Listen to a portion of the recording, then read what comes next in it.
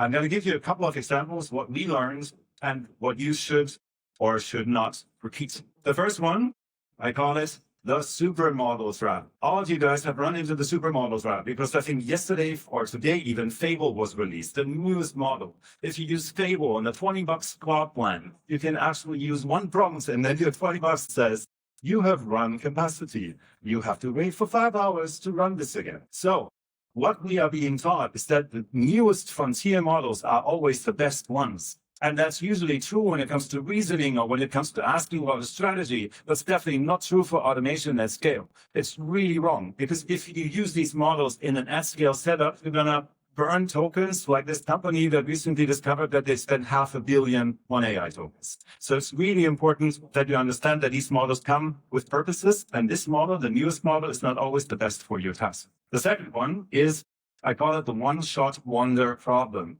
which is AI is wonderful at one-shotting. Getting something to 80% is super easy.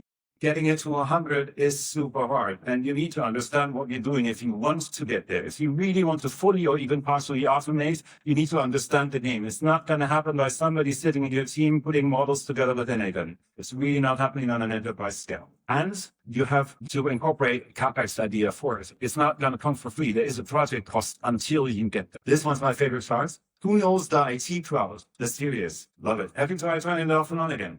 Like, have you tried turning an AI automation off and on again? It's a completely new architectural setup. It's a completely new idea of how to run this. And most companies build this before they have an operating model.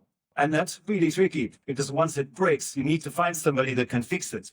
And it could be the model has changed in the back end. The model gives a different response. It could be that the prompts are rotting and they just simply don't work anymore because the learning in the background has changed, whatever.